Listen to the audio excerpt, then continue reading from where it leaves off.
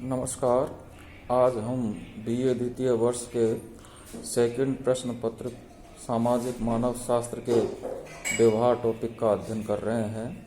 मानव के अतिरिक्त अन्य प्राणी भी अपनी यौन इच्छाओं की पूर्ति करते हैं, लेकिन उनमें इसका केवल दैहिक आधार है और शारीरिक इच्छाओं की पूर्ति के लिए ही यौन संबंध स्थापित करते हैं।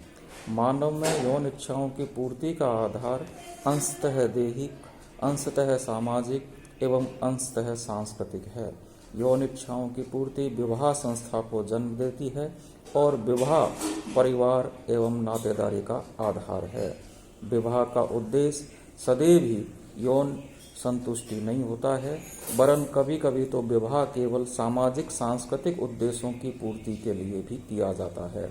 जैसे सेमा नागाओं में एक पुत्र अपनी सगी माँ को छोड़कर पिता की अन्य विधवा स्त्रियों से विवाह करता है। इसके पीछे यौन संतुष्टि की भावना न होकर सांस्कृतिक मूल्य है। नागाओं में एक व्यक्ति की मृत्यु हो जाने पर उसकी विधवाओं को भी संपत्ति में उत्तराधिकार मिलता है।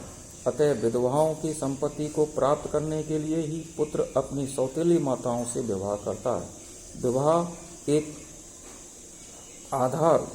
विवाह का एक आधार स्त्री व पुरुष में माँ व पिता बनने की इच्छा भी है, जिसकी पूर्ति वैध रूप से विवाह के द्वारा ही संभव है। साथ ही संस्कृति के एक पीढ़ी से दूसरी पीढ़ी में हस्तांतरण की आवश्यकता ने इस संस्था को स्थायित्व प्रदान किया। कुछ जनजातियां आर्थिक जीवन विषम लिंगियों के बीच सहयोग और श्रम विभाजन पर आधारित है। इस आर्थिक जीवन को बनाने के लिए स्थायी सामाजिक बंधन अर्थात विवाह में बंधन होता है। कदार लोग अपना जीवन यापन जंगलों से फल फूल एकत्रित करके करते हैं। वहाँ स्त्री और पुरुष एक दूसरे के सहयोग से कार्य करते हैं। यही बात अंडमान द्वीप निवासियों एवं मुरिया गौंड लोगों में भी देखी जा सकती है। अतः आदिवासियों में आर्थिक क्रियाओं को स्त्री पुरुष द्वारा सामूहिक रूप से संपन्न करने की आवश्यकता ने भी विवाह को अनिवार्य बना दिया। उपर्युक्त सभी कारणों से विवाह का कोई न कोई रूप प्रत्येक समाज में पाया जाता है। इसमें कानूनी, धार्मिक और सामाजिक स्वीकृति का समावेश है, जो विषम लिंगियों को यौन क्रियाएं करने एवं उनसे संबंधित सामाजिक एवं आर्थिक दायित्वों को निभाने के अधिकार प्रदान करता है।